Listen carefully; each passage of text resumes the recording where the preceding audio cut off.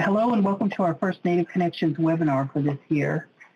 My name is BC Echo Hawk and I'm a communications coordinator with the Samsa Tribal PTA Center.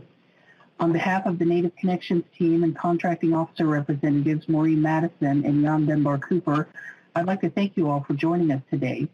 Facilitating today's session, celebrating our successes, will be our grantee technical assistant colleagues, Dave Braveheart, Hunter Jania, Valerie Pingayak, and Chanel Ford. So I'll turn it over to Dave to open us up. Good morning and good afternoon, and welcome to our webinar on celebrating successes for our Native Connections grantees, cohort 1, 2, and 3. So welcome to the call. Again, I'm Dave Braveheart. I'm a GTA. I'm a Oglala Lakota from the Pine Ridge Indian Reservation, as well as Uncompahgre Dakota from the Crow Creek Sioux Tribe in South Dakota. Hunter.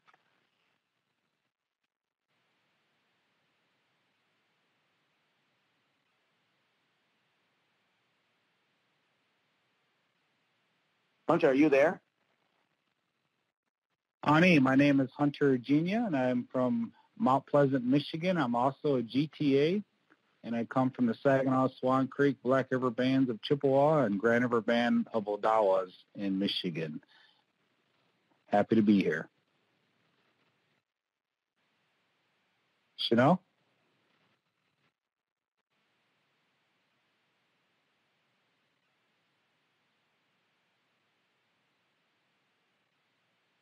Now, are you on mute?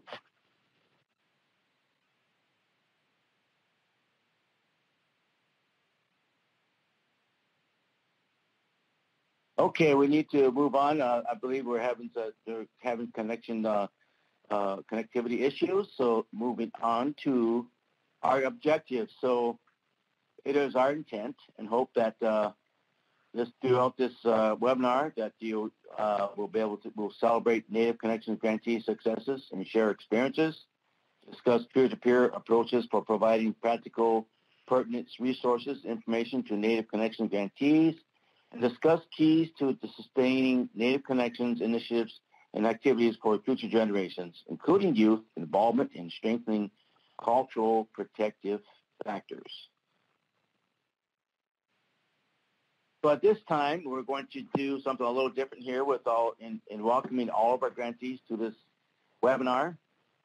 We're doing a virtual grand entry, and we're going to ask each and every one of the grantees to please type in the name of your project or community in the chat box so that we can mention you during the song that will be sung by Hunter Jania, a grand entry song. And so if you can start that as I'm talking here, then we'll get moving to the song. So Hunter, I turn it over to you and take it away.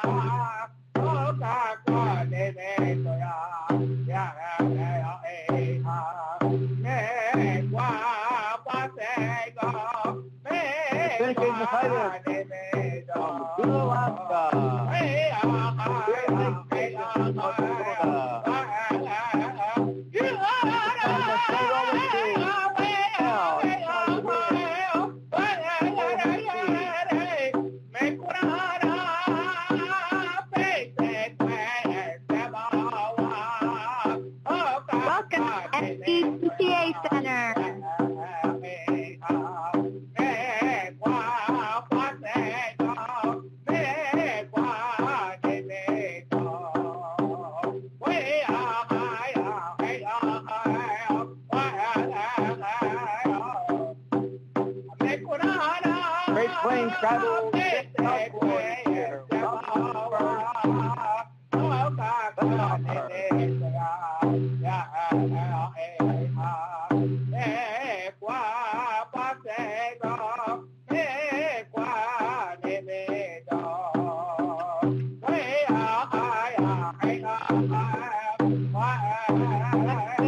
Here, welcome to our grant entry, virtual grant entry.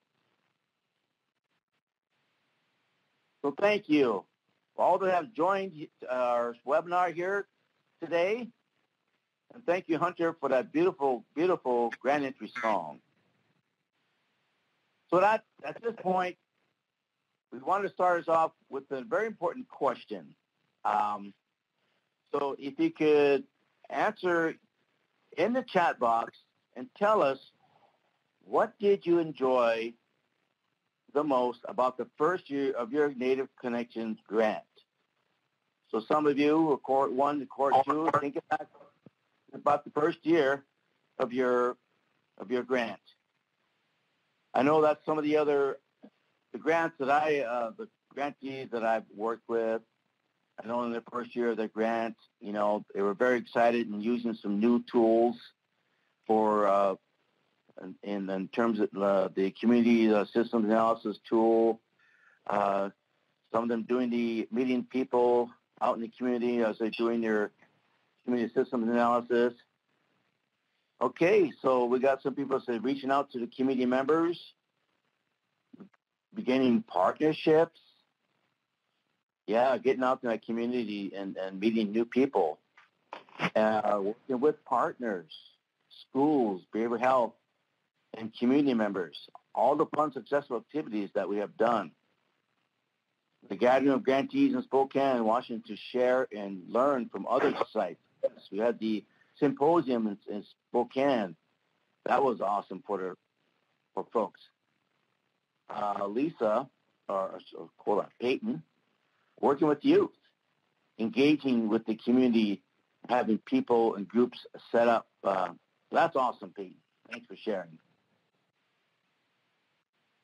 Lisa, building relationships within our community, working with youth, talking and meeting with all community members. Shoshana, getting to know tribal members and being a part of their community. Ingrid, onboarding the grantees in Alaska and all the different communities there I say all those names, I'm sorry. Work with many new people who want to be part of suicide prevention, awareness, and information. Yes. Melanie Jones, hearing feedback from our advisory board. Lima Bird, the first year of the grant was very stressful. This grant for the Spokane got lost in employee. Oh dear. I'm sorry to hear that, Melanie, or Alima. Josephine, learning and sharing, helping our people through traditional teachings for wellness. Awesome. Wes says being able to work closely with GPO and other Native Connection staff, the grantee meetings, learning what others are doing. That's awesome, Wes.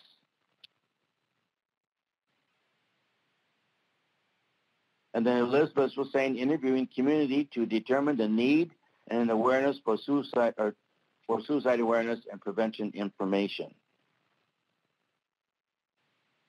And there are many, many more coming through here. So for the sake of time, I know we can't get to everyone's responses, but thank you for sharing. For we know that the Native Connections grant is a great opportunity for you in your community to get to know your community, work with our partners, and begin to look at implementing activities in the community to help build awareness and address suicide and build a prevention program and so on. So thank you so much for your responses. So with that, we'll go ahead and move on. And it's my pleasure to actually introduce our very first panelist from SNAC. They are the Sacramento Native American Health Center. This is Dana Barrows, who will share with you in a little bit here. It's my pleasure and honor to introduce her. Dana is Venturino Chumash from Ventura, California, and is the Youth Initiatives Program Manager at Sacramento Native American Health Center, also known as SNAC. Dana earned her master's degree in sociocultural anthropology, where her ethnographic research focused on tribal disenrollment in California. And prior to coming to work at Sacramento American Health Center, she was a Native-specific victim advocate at WEAVE Incorporated, the primary provider of crisis intervention services for survivors of domestic violence and sexual assault in Sacramento County. Here is what Dana had to say about their Native Connections project called SNAC. The center staff created a program that is made by the community for the community. In this way, the entire project belongs to the community. According to the staff, we just help translate their needs into programming and trainings. We support, advocate, and provide our youth a seat on the table in conversations that involve them in their community. We will continue to show the community in a variety of ways that we will do everything in our power to provide them with the resources they need to keep building a healthy Native community. Our overall vision is to make sure our youth have a safe, supportive space where they are free to be who they want to be, work towards their goals, and chase their dreams. We envision a vibrant community that is built on a strong foundation of cultures and traditions where our youth can lead healthy lives and thrive. So no further ado, it is my pleasure to introduce you to Dana. Dana. Hey, thank you, Dave. I just want to appreciate that nice introduction. And it's really funny being on this side of the webinar. Usually I'm with everybody else, and so I get to see all the hard work that goes into putting on a webinar like this. So I want to thank everybody for doing the work that you do and for allowing me to take up a few minutes to talk about our projects and what we have done. So it's a great honor to be doing this, so thank you again.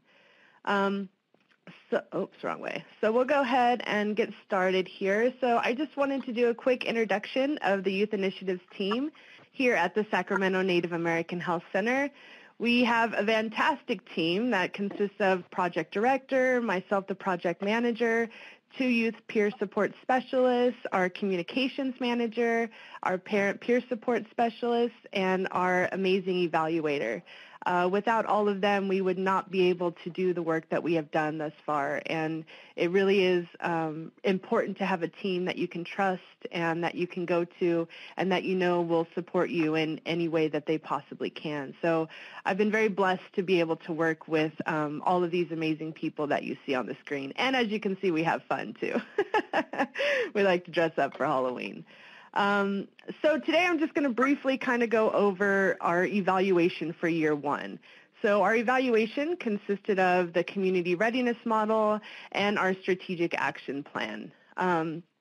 So starting out with our community readiness model, we actually had numerous kickoff meetings when we first got the Native Connections grant. So what that consisted of was going out to the community, talking to the community about what our plans were, what the grants are, kind of describing the process, to really build trust and to provide our community with the transparency so everybody knew what we were doing and knew how they could get involved.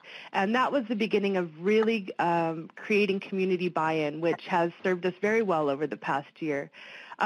So at these community kickoffs, we went to the community and asked them who they thought should be involved in our grants and our advisory boards and whatnot. So we used some of those recommendations from the community to actually interview them for our community readiness model. And so we used these people to really help us understand where the community is at and to really gauge the readiness of the community. starting out, we really realized how important it is to cast a wide net and really hear from a wide variety of people so we can understand the various experiences within Sacramento County. So some of the people that we interviewed were a health and medical provider, mental health professional, Native youth from our youth boards, county workers, people that worked with Indian education, spiritual elders, tribal government officials, and community members. So in this way, we were able to understand the experiences of Sacramento from various sectors. That really helped us really get a good kind of grasp on what's happening in Sacramento in regards to suicide and drug and alcohol. The scoring process, I won't lie, was a bit confusing at first. You kind of go through, and the amazing manual that Native Connections provided was outstanding, and it really took us step by step. But at some points, it could be a little bit overwhelming. So I really wanted to condense the scoring process and the instructions to kind of simplify it a little bit so it wasn't so daunting having that book right in front of you and trying to follow each and every step. So we condensed it, and then I went over with the two scores of how to actually go through and score the interviews, and just making sure everybody was on the same page, making sure everybody was comfortable with the process. The interviewing was tough. There were definitely some challenges because we were also doing a community readiness assessment for Circles of Care grant that we have as well. So we essentially did 18 interviews in about, I think, 6 to 7 weeks. So that was really intense. That was one of our challenges. But we got through it, and it was amazing. And it really helped us understand where the community was at, which those scores ended up really influencing our strategic action plan. And our strategic action plan is extremely important to making sure that our community is successful in terms of the Native Connection Grant. We really wanted to make sure that it was based in the community and that the strategic action plan came from the community. And in reality, that's what happened. We were essentially just a conduit, right? We took their information that they gave us and put it into the strategic action plan to make sure that it represented the community as much as possible. So before we even wrote the SAP, we went to our youth and parent advisory boards to go over the scores. We went through what the scores mean, what the whole scoring process was. While we didn't obviously give names of people that we interviewed, we really showed them the different sectors of Sacramento that we interviewed. So we were very transparent throughout the whole process and really just wanted to have a conversation, right? We just wanted to talk to our youth and community boards to get their feedback. Because again, yes, SNAC has these grants, but this isn't SNAC's, right? This is the communities. And in order for change to be lasting and important and really have an impact, it has to come from the community. And again, we're just the advocates of that change, right? So when we had these meetings, they approved what the scores were. Then we brainstormed on the best ways to approach and meet the objectives of each score. We had very fruitful conversations about how they envision years 2 to 5 look. We then decided to meet every single year and kind of go back and see if that strategic action plan still works for us, right? We wanted to make sure that it still represented our community because 5 years is a long time. A lot of things can change in 5 years. So in fact, we also wrote into our strategic action plan to do another community readiness assessment, I believe in year 3, so we can keep gauging where the community is and keep having that conversation. And I think looking back, it's a beautiful thing to have this document be a living document, right? There's a lot less stress. You're like, oh, okay, we can change things. It's not like set in stone.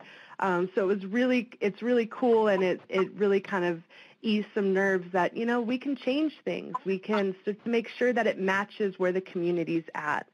So we decided, again, to meet every year to reassess the goals and make sure that it stays true to what the community wants. And when we wrote the SAP, we wrote it, and then we actually took it back to the community and youth boards again for their approval, right?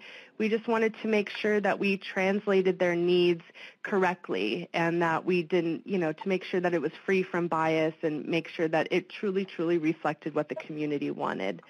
A few of the things that we wrote into our SAP 2 was to make sure that this was sustainable. We have 5 years with Native Connections.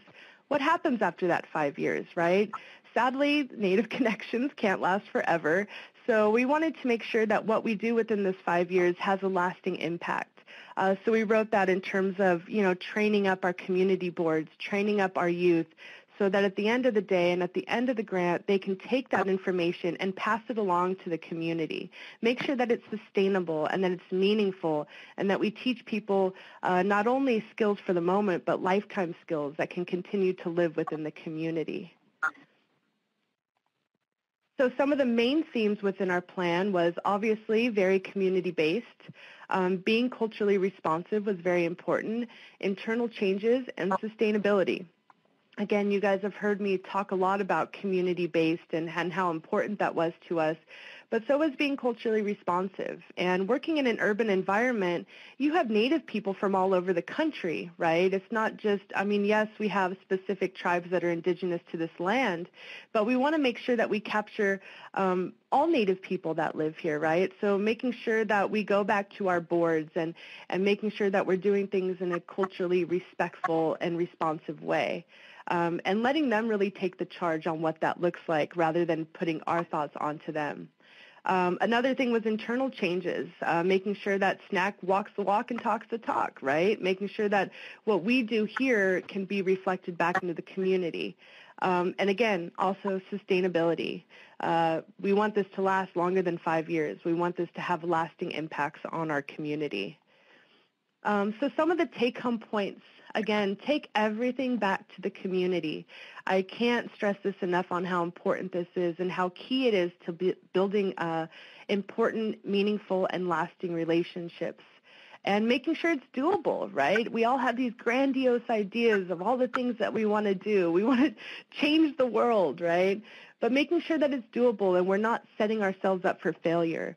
And really baby steps, right? And that's the great thing about the strategic action plan is you can start small and work towards the larger goals throughout the years. And that's what we really tried to do. Also, we wanted to do everything we can to translate our community needs into realistic goals. Again, setting people up for success. We really want our communities to thrive and be amazing for past those 5 years. And so that's something that we really honed in and focused on.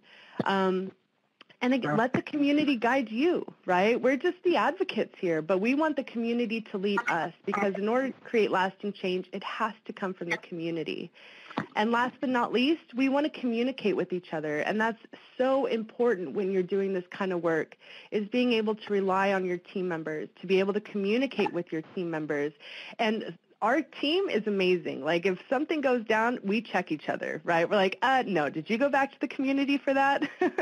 So it's really important to be able to have that open dialogue with the team and really trust them and trust their expertise. So those are the take-home points that we have through year one in our evaluation. And again, if anybody has any questions or wants to reach out, feel free to get my contact information, and I'm more than happy to give you, some more details about how our strategic action plan went. But that's all for me for now, and now I'm going to pass it over to Hunter to keep the party going. Wow. Dana, that was awesome. Thank you so much for sharing that. And so we have a question for all the grantees that are listening and enjoying this presentation so far. And the question is, what challenges did you face in the first year of your program? And how did you turn them into successes? And these could be related to youth engagement, advisory committees, or new partnerships, strengthening cultural protective factors. So we're asking you this question, and we have the question up. Just type in your answer where you see the box in the center here, and your answers will start to show up there in the fields. So if you could take a moment and type in your answer, not in the chat box, but up here in the poll question, we would appreciate all the grantees taking a minute to do so. So what challenges did you face in your first year of your Native Connections program, and how did you turn them into successes? I see some people are typing in youth engagement, had some funding challenges, turnover. Yes, that is a big one. And many of us as GTAs have had to assist Native Connection grantees with orientating new staff because of the changeover. And we know that that is a real challenge.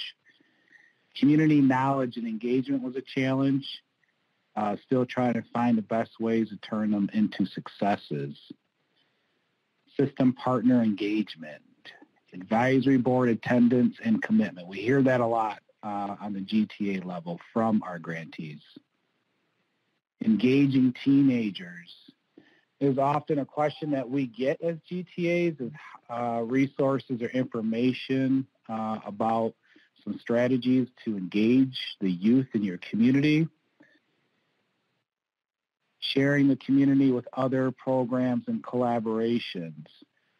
I don't know if that's another way of saying turf issues or not, but you know, we know that within tribal programs, sometimes we operate still in silos, and we're trying to break that. And so we've had a lot of different Native Connection grantees that have really done a good job of breaking down some of those silos and working with other tribal programs in their community. Wow, a lot of great feedback and information. Staffing, big one again. Staff turnover, reaching out. Awesome. And there is a question in here about what plans do you have to keep your advisory board engaged throughout the next year. So a little bit later, we're going to ask Dana to share with us how she plans to do that, and we'll ask her that a little bit later. So thank you, everyone, for sharing your information. And if we didn't read them all, don't worry, because this webinar is being recorded, and grantees can come back and watch this webinar at a future time if they missed all that great information. So thank you so much. And at this time, I'm going to turn it over to Val. Val? Thank you, Hunter. This is Valerie. I just wanted our participants to know that our grantees are sharing a lot of information today, and we'll make sure that we have their contact information available at the end of our webinar should any of you have questions. And with that being said, it is my pleasure to introduce a Cohort 2 grantee, the Central Council for the Tlingit and Haida Indian Tribes of Alaska based out of Juneau. Sharing successes on their behalf are Justin Jones and Will Connick. Justin Jones was born and raised in Juneau, Alaska. He is Tlingit, Haida, Tsimshian, Nisga'a, Scottish, and Irish. His Tlingit clan name is Yenyedi, Eagle, and Wolf from the Taku River. Justin graduated from Whitworth University with a bachelor's in engineering physics and a master's in kinesiology from the Pennsylvania State University. He is focused on health education and promotion in the Native community with work in Minneapolis, Minnesota, and Juneau, Alaska. As for Will Connick, he is formerly a family reunification caseworker and educator.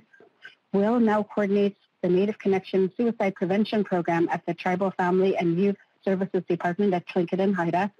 His education and work experience have taught him that the best practices are inherently culturally and place-based, and that any social work must be grounded in Southeast traditional tribal value of hold each other up.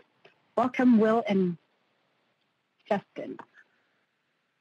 Yakate sutat gunishisha iya di yake equasatini hut quick hu hut duasak chakna hutsati yene di ayahut. Good morning. Thank you all for being here. It's great to see everyone today. My name is Justin Jones. My Tlingit name is Hut Quake. I am Eagle Wolf Yanyedi from the Taku River. Yakir Satini Ganachchish Hatiadi, Will Chronic Yuchat Duasak. It is good to see you today. Thank you for being here. My name is Will Chronic. And so like Valerie said, we are way up in Juneau, Alaska.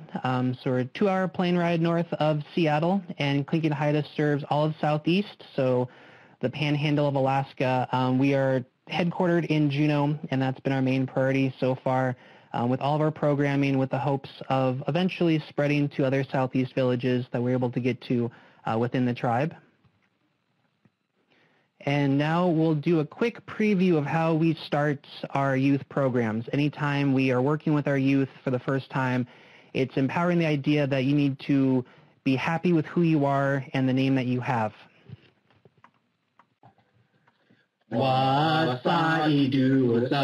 Will! Will! So with that, we have our name song, where we ask the students to introduce themselves, that we engage the community, the circle, and you learn names. Your name is who you are, represents yourself, and so really being excited on what we're doing every time. So with our community board, we've had very good success with our monthly meetings, really helping plan, and I think a great success of that is the diversity that we bring to our board. We have our elder, Evelyn Myers, who's there to give stories, give ideas, and really be a great sounding board for us. Another big thing we have going is a cultural and educational specialist, a former teacher in the district with Kitty Eddy, and we'll discuss that partnership later on in the presentation, but that education background, the connection to the school district has been very important to the success of our program. And really just continuing with the diversity of our group, we have an employee with our regional health clinic, Emily Davis, that's able to work and connect us with health events throughout the community. And then we have board members that are connected with different corporations and tribal organizations throughout the area, which really just connects us better to the community and then gives us a nice pool of volunteers when it comes to big events.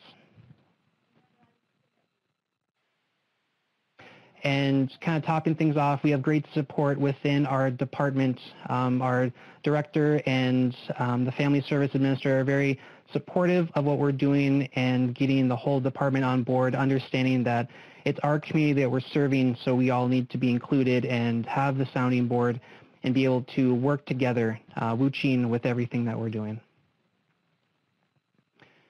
So a big part of what we do is our Southeast traditional tribal values. And with that, early 2000s, we had a group of elders convene and discuss who are we as Southeast people. And they met for a couple days and narrowed down the thoughts and ideas that really makes Tlingit Haida Tsimshians Tlingit Haida and Tsimshian. So anytime we're working with our youth, making programming, we try and focus on a tribal value. So understanding that we hold each other up.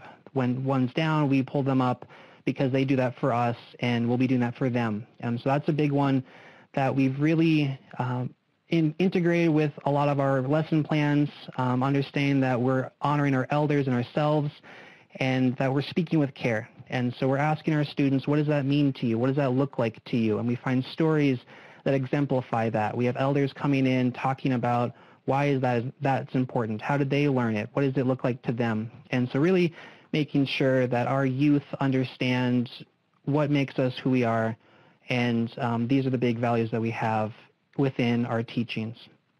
And so another big thought that really keeps things moving is this quote from Dr. Walter Soboleff. And so he was a prominent Native leader, this idea that when you know who you are, you don't hurt yourself. And so with the name song, with understanding who your people are, with your formal introduction, that you know where you come from, who your ancestors are, and all that's included with that. And so with that, anytime things are tough in a meeting, it's coming back to the quotes used by lots of different organizations. It's a very much ingrained idea within the Southeast community of having the idea of where do you come from, who are you, and why is that important? So within our department, we're looking to enhance the well-being of tribal families and communities by providing culturally based outreach, prevention, intervention, and advocacy. So really, we're just a part of the big tribal organization, and we have support throughout different departments, and we have lots of employees working with us, whether it's the social workers and the different support staff. And so these next couple of slides we have going through of understanding that we are within a bigger program organization and that we're working with our tribal services department, social workers, foster care system, and that we're trying to integrate all those principles into what we're doing. And we also have some of our cool pictures throughout our activities. So this one, we did a ski trip. We do an adventure club, so we get our kids up in the mountain, learning how to ski and having that interaction of learning to do something and face adversity in a physical sense, and how do you learn from that and move forward. And so understanding that, again, we're trying to integrate different programs. This picture here is with an artist workshop. We had students come in on a Saturday with their families and really learn the basics of form line design and just trying to touch upon different activities culturally and other interests that they might have. And then, so this one, again, we're part of a bigger picture. Quickly, this picture is NYO, the Native Youth Olympics. And so we have here is actually my mom doing the elder high kick. And so this idea that we're holding each other, having everyone interacting with our programming, and just being a part of the whole community project. So we have here is just what we've done, discussing with tribal leaders and connecting with community organizations on what they're looking to learn and get from our projects, the 20 interviews with the providers to understand what needs to be available for suicide prevention, and talking to different educators, social service providers, and really just having the understanding of what's going on. And then the big thing for us is having those monthly meetings to understand what can we do to grow and help the community as a whole. And then I'll quickly finish up before I hand off to Will with this understanding that Juneau is a part of a bigger picture with Alaska and Alaskan suicide rates. And this slide quickly shows that our suicide rate continues to be the same, and so why this is such a main priority for us and our tribe.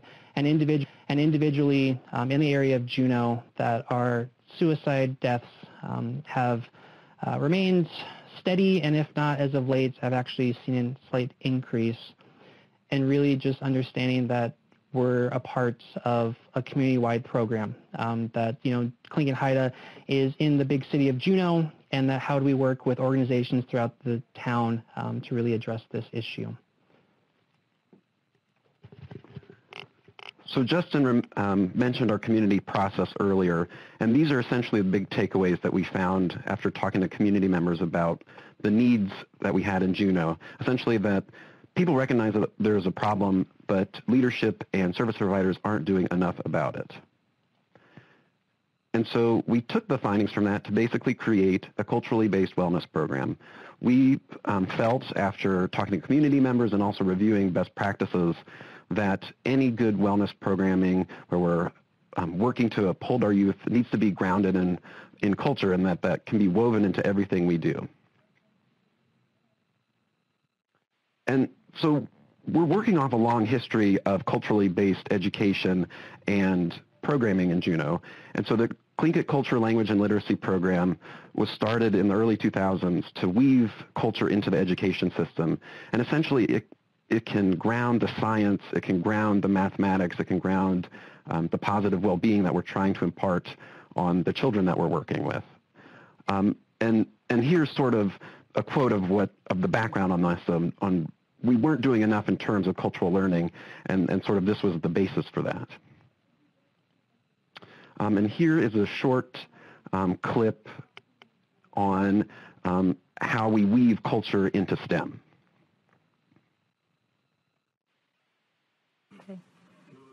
If you could, you probably want to mute your phone and turn the sound on your computers.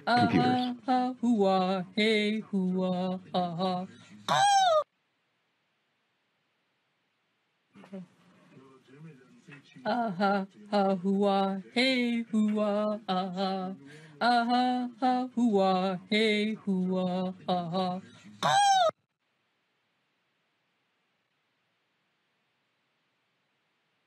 So what we tried to show with that is that, you know, we build circuits and we did a performing camp, and that the cultural song that you heard there, Raven Piece, that it really grounds what the children are learning in our camps and in our programming, that culture should guide everything we do. It's not just regalia, it's not just singing, but rather it's an outlook and a way of life that guides us into the future.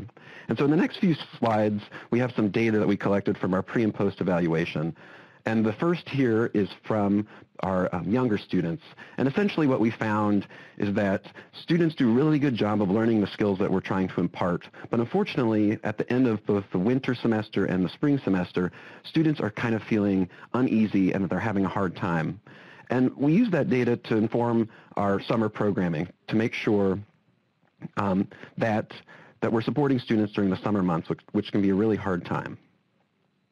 And so in this slide, we have some quotes from sort of the open answer part of our evaluation. And we asked students, so what does Schletzing, strength, what does that mean to you? And what really stood out to me is that it's not about how much you can lift or how far you can run, but it's about being a part of a community and supporting our friends. And this is, I think, my favorite quote from the whole program. It was the day when the kids were just being horrible and just making not good choices and not helping their friends make good choices. And I asked a friend, all right, how do we get from okay to yuck, which means good, and slinget? And he said, by using my nice words and helping my friends make good choices. So even when they weren't making good choices, they knew how to do that, which to me suggested that, yes, they're learning, and sometimes it's just hard to make good choices. And so part of this program is that we had family engagement where we worked with families and tried to impart these lessons with parents and with uncles and aunties and grandparents as well. And like I said earlier, we brought this program in the summer because this was a time in which students were feeling uneasy and not feeling supported. And as you can see, we did a STEM camp where we wove circuitry into traditional stories, and also a water camp where we learned the science and history and culture behind water.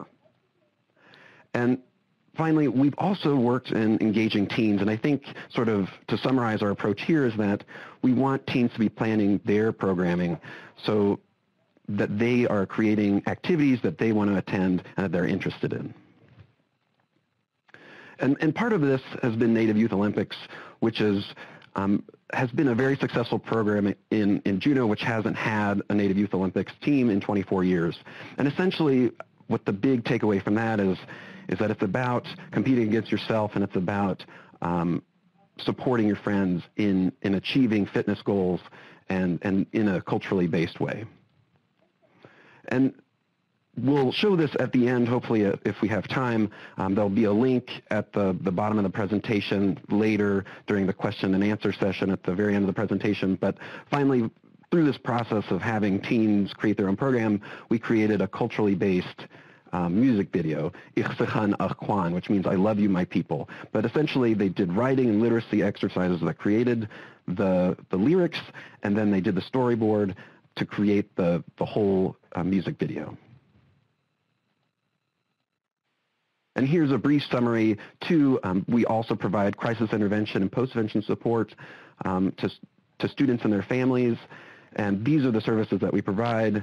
And then here on this slide are what actually happened, is that people were identified by our screens, and we tried to support the whole family by enrolling the students in our after-school programming, helping the mother attend parenting class, and having the siblings attend counseling, as well as our after-school program.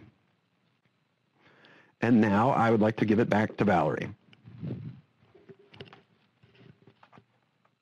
Hi guys, so this is actually Chanel Ford. Apologies for missing my introduction earlier. I'm from the Spokane Indian Reservation. I'm a Spokane tribal member from Wellpinit, Washington, and I am a grantee technical assistant for Native Connections, and I would like to pose this question here for you. And just go back really quick. Will and Justin, thank you so much for the insight on your program. It sounds like you guys are doing some great work, and I'm really excited to see what you have in the future.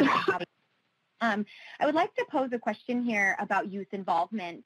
And we were hoping that you guys could share some examples of how you were able to involve youth in this circle. How did you bring youth into your Native Connections projects? So if you could go ahead and type into the question up here, not the chat box, but type your answer in the top there, that would be wonderful. So share any examples of how you guys were able to kind of get your youth involved, and what were the techniques that you used. Sponsored a youth photo contest. I see somebody put down there. Advisory board, focus groups in the high schools. Went to them and brought food. I love that one. Included youth in art contests.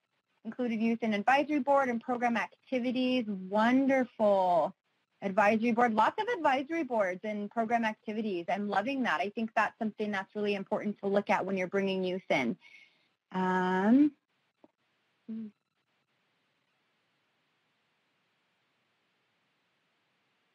Focus groups in high schools. Awesome.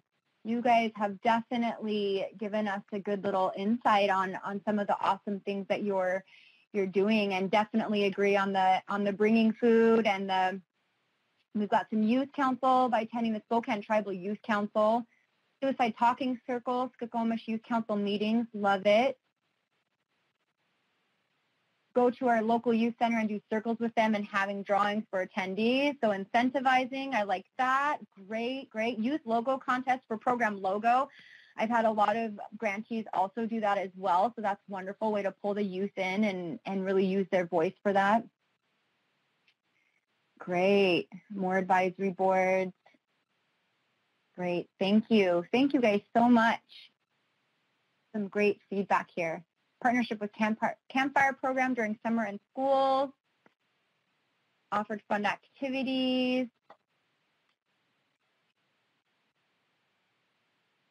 Great, great. Plant medicine classes, garden work. Love that. Thank you. Okay. Well, thank you guys so much. Right now, I'm going to go ahead and pass it on over to Valerie so she can introduce our next presenters. Thank you. Thank you, Chanel. It is also my pleasure to introduce our Cohort 1 representatives. They are representatives. They're actually a sub-grantee of the Alaska Native Tribal Health Consortium in Cohort 1. Joining us to share on their successes is Amy Carlo, who is the Youth Program Coordinator in the Health Department at the Aleutian Pribilof Island Association, Incorporated in Anchorage, Alaska. She oversees APIA's youth programming as well as SAMHSA's Native Connections grants.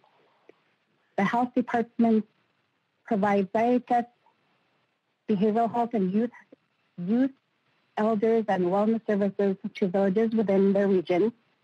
Amy is an Ananga and Ugdawa tribal member.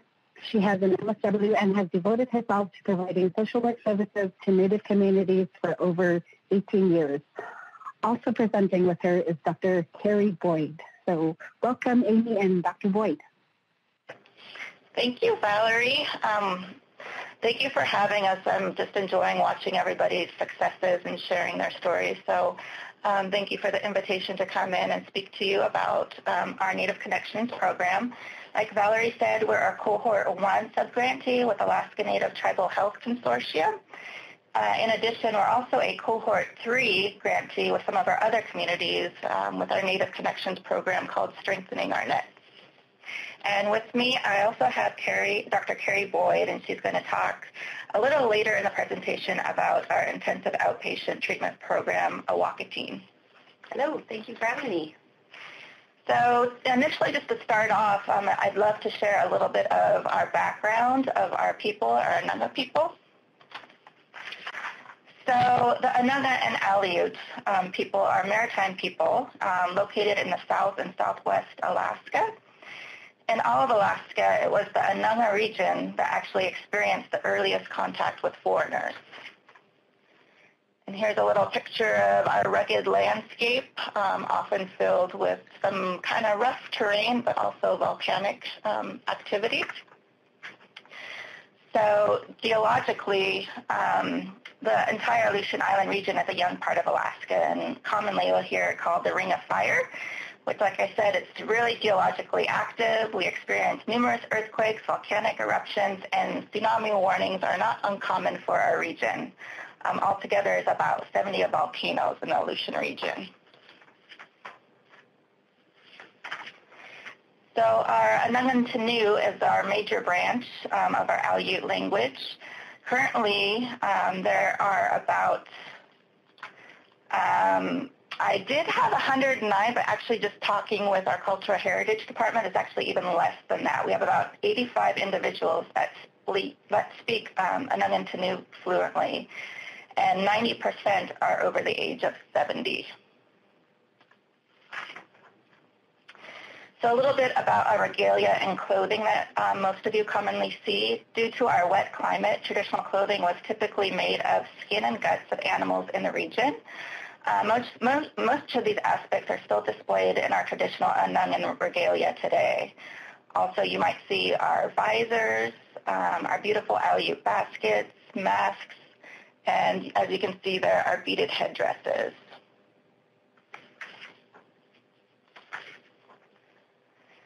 So the current and historic traditional foods in the Aleutians unites the Anungan, which is our Eastern, and Anungas as people. They continue to be important and an integral piece to our culture, communities, and source of pride. One of our community members said one of the strong reasons why we need subsistence out here is because we can't afford to buy all the groceries at the store. And this community member was from Atka. And after a recent trip myself out to Atka when I was doing our community readiness assessments, I was surprised to see that just one cantaloupe in Atka costs $40. So the cost of groceries out there in the region is really something. So some of the pictures here of our subsistence food, you can see dry fish. There's my little redheaded daughter there picking salmon berries. Smoked salmon, pickled fish, a little girl with her dry fish necklace. And this is our beautiful building named Anungam Ula, which means the home of the Aleut. So this building is actually based in Anchorage. Most of, if not all of our services are out to the regional communities, but this is our hub here in Anchorage, Alaska. And so our mission of APIA is to serve 13 tribes in 10 communities to basically provide self-sufficiency, economic enhancement, assist in meeting the health, safety, well-being needs of our Anungan Anungas, and also to strengthen and preserve the Anunga cultural heritage among our people. So these are all the communities that are represented by APIA. We're a huge social service nonprofit agency, so many of our programs serve a variety of these different communities, but within the health department, we serve Atka, King Cove with the Belkofsky tribe. The Dawa tribe is served by Eastern Aleutian tribes. Nikolsky, St. George, and Unalaska. And Unalaska was the community that we have our sub-grantee through the Native Connections grant with ANTHC. So the first community is beautiful Atka. The island's been occupied by the Anungas for at least 2,000 years. The Aleut language is still spoken in 1/4 of the homes here in Atka. And King Cove, this is where my family's from. Scandinavians have historically influenced the cultural, economic, and social structures of King Cove. It's a mix of native or non-native and Anungan community members. And this is Nikolsky. Nikolsky is reputed to be one of the oldest continuously occupied communities in the world. archaeological evidence dates back as far as 8,500 years ago. People were living in Nikolsky before the pyramids were built, the Mayan calendar was invented, or even before the Chinese language was actually written. So it's one of our oldest communities. And St. George is a beautiful community. A lot of people go there for bird and sightseeing. So there's actually over 210 species of birds that nest on the cliffs in St. George Island. And Unalaska. Unalaska is a rapidly growing and culturally diverse community. It's primarily focused on fishing and fish processing activities. Subsistence activities remain important to the Unangan community as well as the non-native residents here. And this is the community that we did our focused sub-grantee Cohort 1 with, and it has about a population of roughly 4,376. And so our community assessment, initially done in 2015, was significantly focusing on substance use among the youth in the community and some of the contributing factors you can see below that were brought up during our work. And this was our strategic plan actually for that, was to improve awareness of resources to suicide and substance abuse, link services to individuals waiting for treatment, and then also partner with planned treatment programs to provide access for local community members. So this is where I wanted to bring in Dr. Boyd, and she can tell you about some of the amazing things that we're doing with our new intensive outpatient program for the residents of Unalaska. Thank you, Amy. Good morning. So as Amy said, one of the programs we have available in our region is the Awakatine Intensive Outpatient Substance Use Recovery Program. This program is delivered teledistance, and it began August 1st of this past year after many, many years of planning and hard work between 2 tribal health organizations and community partners throughout the entire region. The full program name is Awakatine Working Together 9+U. We are using the Anunga word for working because although we serve folks from many backgrounds and cultures in our region, we want to recognize that the treatment services are being delivered on land that has been the home of Anungan people for millennia. Working together represents the partnership and collaborative nature of the program on many levels between 2 tribal health organizations, the providers and their clients. Additionally, our program emphasizes employment as an important part of recovery, and recovery is a lot of hard work. The 9 represents the program. It's the number of hours required per week, and the +U is our way of addressing our clients' unique cultural and lifestyle and treatment preferences by requiring at least 1 hour per week of a sober activity that can become a part of the recovery plan. It can be a cultural activity, volunteering, church, AA, etc. And finally, I have the region, as Amy mentioned, is fishing is super important, and so we have a picture of the harbor there. In the middle is a photo of our treatment team meeting, and that's what our groups will look like across the screen throughout the region. And then on either side, you see our promotional materials. We've emphasized the Anungan value, your life is gifted to you. What you do with it is your gift in return. So that's our program in a nutshell, so I'll hand that back to Amy. And yeah, we just like to close out a little bit talking about our culture, youth engagement, and partnerships. So above here you can see some pictures of the different activities that we've had in Unalaska. Through our MSPI Generation Indigenous grant, we had a youth summit and held a basketball camp.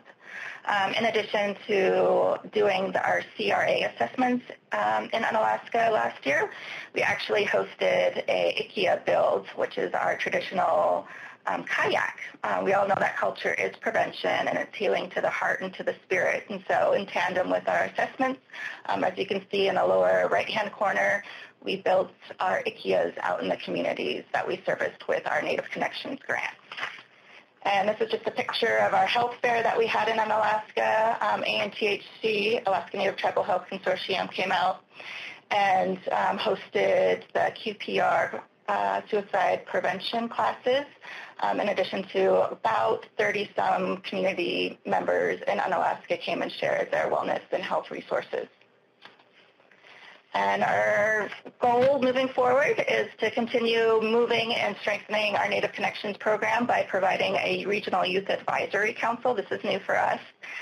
Continuing awareness and prevention and intervention of suicide resources, and also developing and revising our protocols to ensure that we're providing the best resources and services to our communities.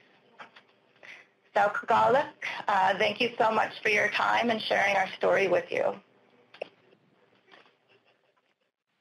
Great. Thank you so much. You guys are rocking and rolling. It is so awesome to hear all of the great things that you're doing. So actually, this is a perfect segue into our next question that we have here for you guys about partnerships. So we'd like you to think about some partnerships and resources that have been the most critical to the success of this Native Connections project. And if you could share who and what those are, that would be fabulous. So go ahead and type here some partnerships and resources that have been pretty critical to the success of this project. Give you guys a few minutes to fill in here.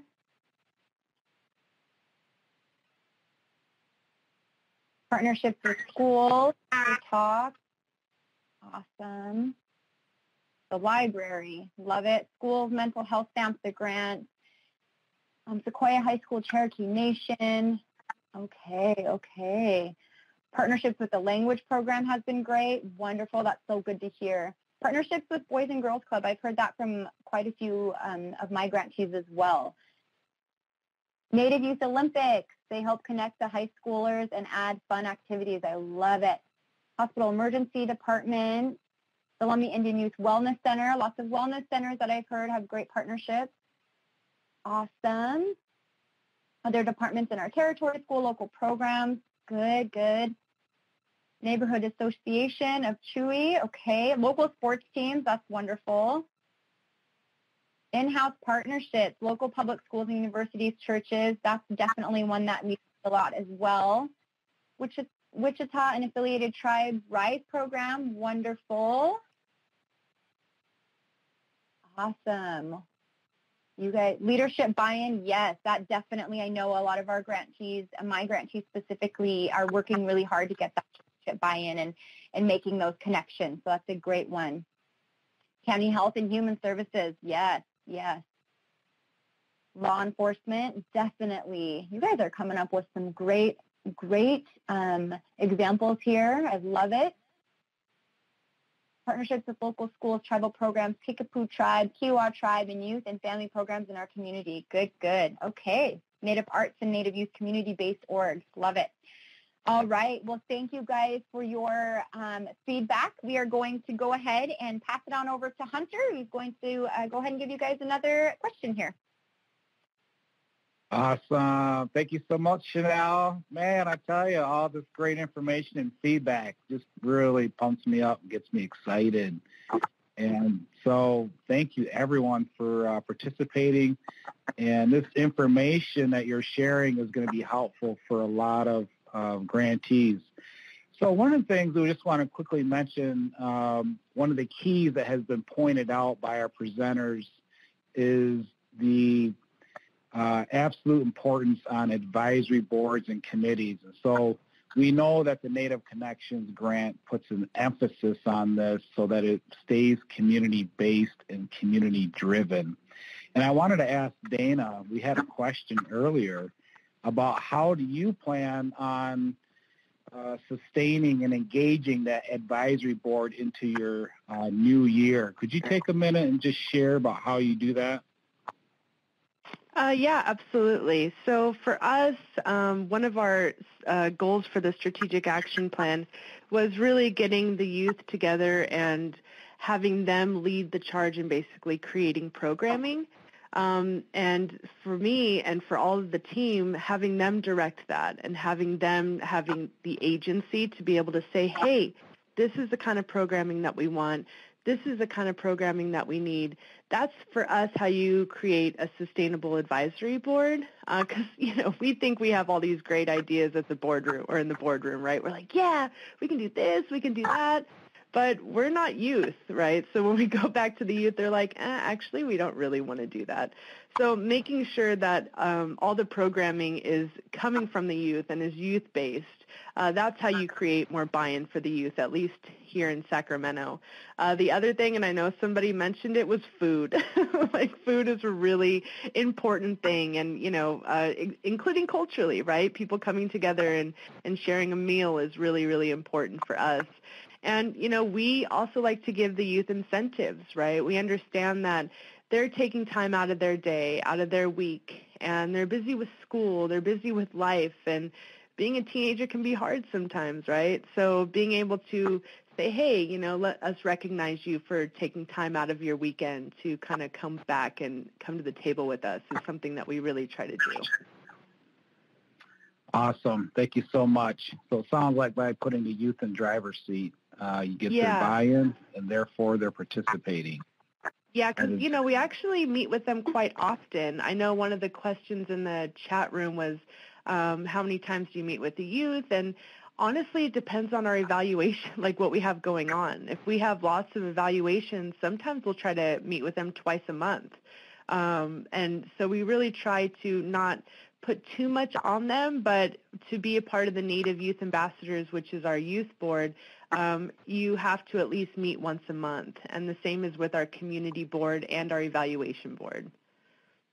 Awesome. Thank you so much for sharing. Really appreciate that. Yeah, and we problem. know that you're not the only one who has some great ideas or ways that you are engaging youth in advisory boards. So we're going to put it right back out to the community of grantees that we have participating today. And we're going to ask you this question. So as you think about your advisory boards, share with us about your what you do to engage your advisory boards that seems to be working and effective. So if you could, type in your answer here in the middle of the screen in the box, and we will read some of your answers. Quarterly recorded webinars, offering cultural activities. Awesome. And I think one of our presenters there was talking about cultural gathering that they have, and then they also offer QPR training in that same setting and had a sports clinic there as well. So what else are people doing out there? Offering fun games and icebreakers during meetings? Yes. Doesn't have to be all business.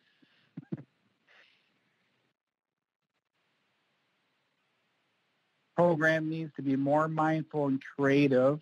Absolutely. Offer youth groups that are youth volunteered to be on the advisory board. Okay. Diverse work and educational experiences, important connections to the community strengthen our activities. Great. Offering time and care during crisis or trauma situations.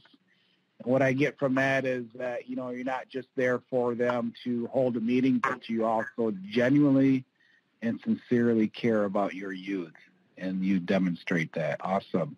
Food, absolutely. Absolutely.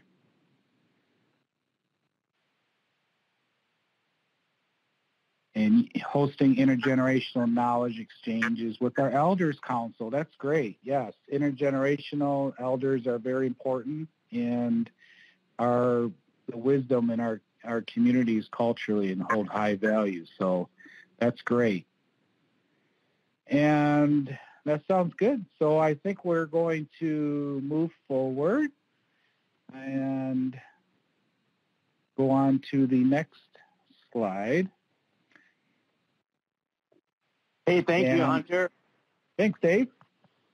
Yeah, Chanel and Hunter, thank you for really getting the energy up in terms of getting some of these awesome responses from our grantees. I know that a lot of you are doing so many great things, and it's just nice to be on this side to see your responses and just appreciate what it is exactly that you're doing in your communities. So it's really great. And I know we kind of even talked a little bit about, somebody has shared a little bit about culture, because we know that strengthening culture in our communities is another part of our approach in developing and promoting healthy communities as we work on addressing substance abuse and suicide and things like that in our communities. So I feel like we're in this interviewing process, and we want to ask you another question here because you have such great answers. We want to continue that energy. So we want to know more about strengthening culture. How are you in your community strengthening cultural protective factors? Cultural protective factors in your communities. So you could just take some time again and share what exactly you're doing in a community that involves culture. I know we heard some people talking about food, finding culture. Food is important for our culture. There are some other, perhaps some regalia making, other events around culture. So go ahead, take a few minutes to share what it is that you're doing in the community around strengthening culture. All right, so we have a community, maybe several communities are doing drumming, teaching all those traditional songs, perhaps, linking our youth with our Living Cultural Center. That is awesome. Get them to know what's going on in the community, what's there. Involve them with the elders. That is really important because the elders know so many stories and the language and songs. Incorporating language for sure. Inviting teachers to teach youth to make drums and song. That is a great resource that we should be tapping in our communities. And cultural camps, that's another one that I know a lot of grantees are doing cultural camps during the summertime or when it's warm. So that's really great. Sugar Bush is another one. Sugar Bush in the north with the maple syrup. That makes me want to go out and buy some syrup now. So thank you for that. So talking circles, cultural teachings and values on life cycle. Yes, really, really great.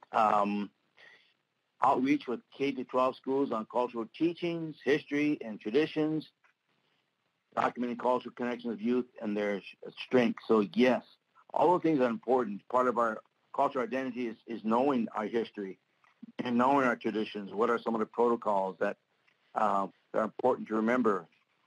And another one is incorporating language into our program, beginning with prayer, offering food, and using song.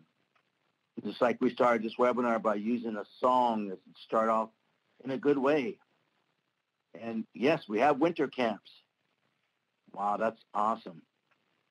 Fasting camps. Now, that's the first one, but I can really see that as an important part of teachings, an important part of our culture, our way of life.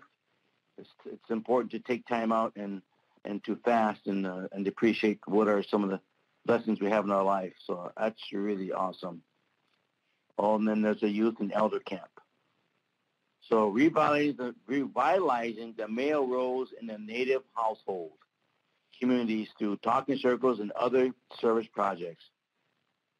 Yes, revitalizing our roles, particularly the men there, who are important parts of our community, being positive role models and such. So that is awesome, folks. Wow, it makes you want to go out in your communities and just observe and watch and maybe participate in what it is that you're doing. So that's so important because most of us have our own families, our own children, grandchildren that we're teaching these ways. So that is awesome. Thank you for your responses. And so let's move on to our next. Actually, it is a polling question. So we just can't get enough information from you.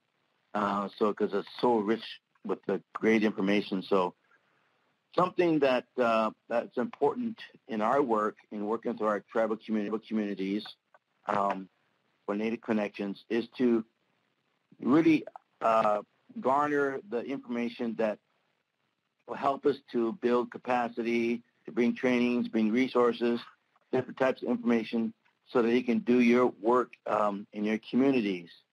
So we want to know, as you look toward the new year of your Native Connections grant, what TTA topics, training technical assistance topics, would be most helpful in serving your grant in your community.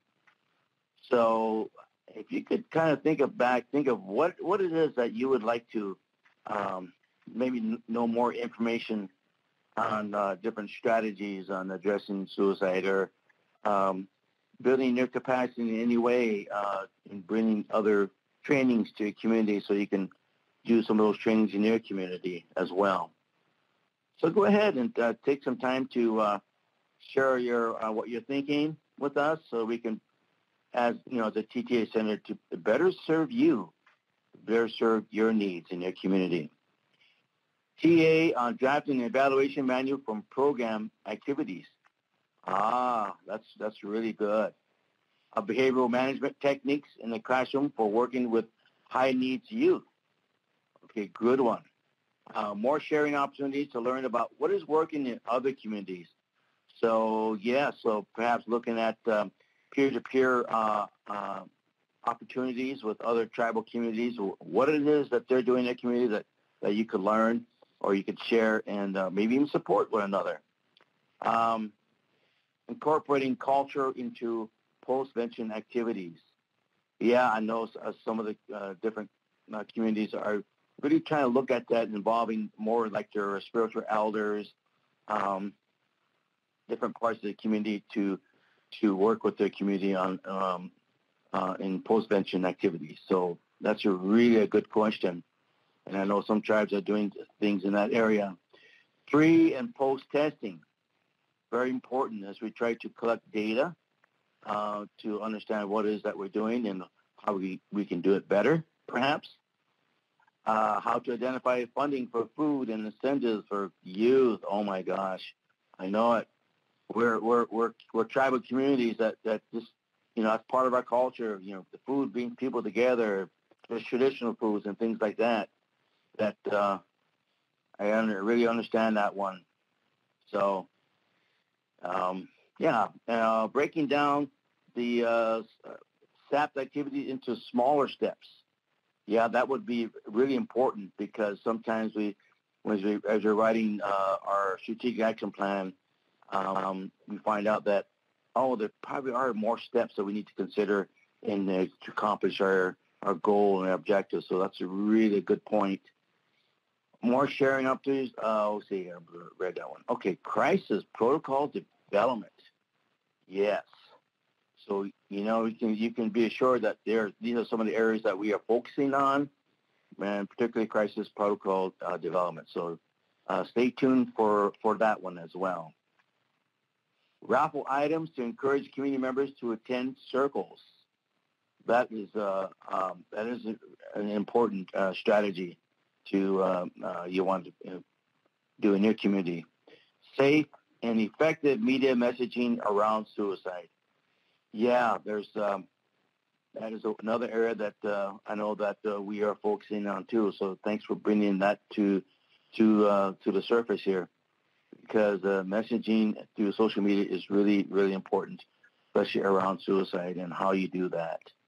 So social media outreach and strategy. So yes, tag teaming with what was just said. So yeah, very, very important. So I'm not seeing any more responses coming through. So thank you for responses. We're going to definitely hang on to your responses so that we can, on our side, do what we need to do to make some of those things happen. So thank you so much.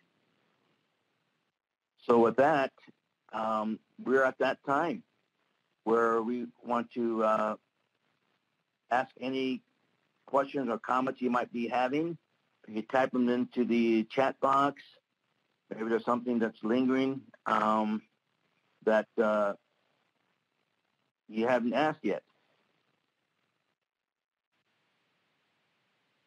And as you're typing in your responses, I just was thinking back about one of the response we got was a youth and elders camp. I think that's really, really interesting, how that plays out and stuff. So what that looks like, and how many days you do that, and just how that's designed. I'd like to just learn more about that. All right, so with that, thank you so much. I'm not seeing any questions coming through, but if they do, we'll sure be glad to take on. We got a few more minutes here, but I'm going to turn it over back to BC, our moderator. Hi, Dave. Thank you very much. We did want to point out we've got the word cloud up here, which is pulling the words that you guys shared with us when we began our conversation today. So I really appreciate how engaged you have been. Our presenters are going to be typing their contact information in the chat box, but I'd like them just to say them out loud if they could for us, so that if you want to just write it down, you can do that. Dana, could you start us off, please? Yeah, my contact information is dana.barrios@snahc.org. Thank you. Justin and Will. I just posted there. It's jjones@ccth-ita-nsn.gov, and Will's is wchronic, WKRONICK, at the same rest of the half. Great, thank you. Amy and Dr. Boyd? Yeah, it's Amy, AMYC, @APIKI.org. And Carrie Boyd my email is Carrie, KERIB, @APIAI.org. And we'll type that in for you. Very good. Thank you very much. Well, I'm going to leave now with the music video that we discussed earlier. So we hope that you enjoyed this. We certainly did. It's very representative of what's going on up in the Alaskan communities. And remember, the link, if you have connectivity problems, the link to access it is in the web links box down below.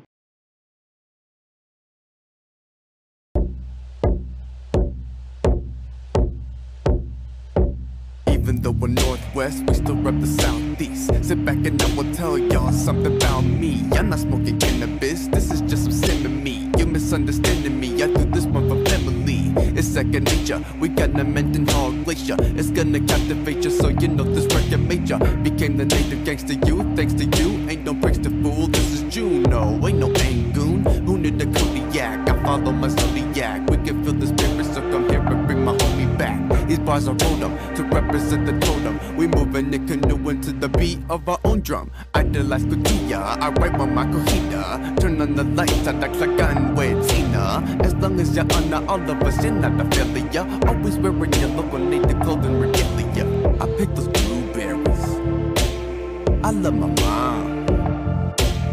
I smoked a 5 pound of salmon. I pick those blueberries, I love my mom. I smoke a 5 pound of salmon. I'm not Jesus, but I'll cross you up. I'm the basketball corner, and that's a tall order. All of y'all are small shorter, not even close to the height of slinger folk. You're trying to write a stinking joke. Don't ask to leave, we can basket weave, shoot basket threes, and practice 3-man weave. Sounds sweet, the best stepping stairs, we be getting instant glares. Well, I guess it isn't fair, we'll be billionaires. Soldier for the culture, hold your cold shoulder, pull us over. It don't matter to us, all I want now is my cuz. People hating, they says the West isn't maybe the best. Does that really make sense? The rest are just ladies and pests. I pick those blueberries, man, I love my mom. Understand? I smoke a 5 pound of salmon.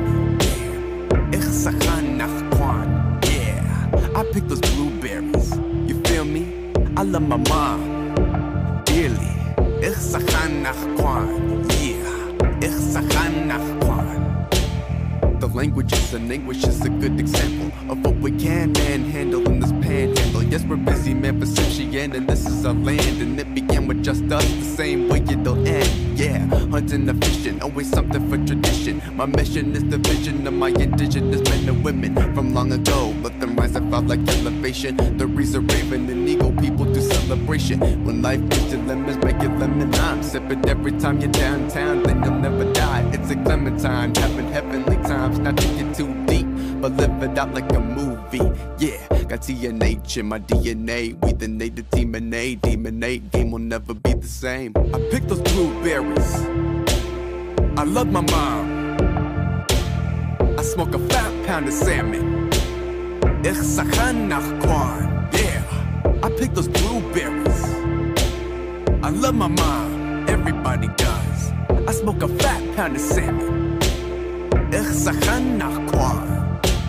Stick you on, Gunnar Tisch, Finger Yuchatangi, Ach Kani, Askatu, Ach tu Wasagu, Ka Chatnu, Ka Ach at U, Kuki Kanada, Ach Klar Ich Sakan, Hin Adana, I want out the gun, Seal Dak Wisikan, Flag Ishan, Jils Pat Wan, Nayahat Ich Sakan. Adat lagan wait sina Gunas chish kuhida Gunas chish kutia Way yes ade yandakin Hande itjin Hande it walk Guide the knock Ya duhat Yau dene Ya at une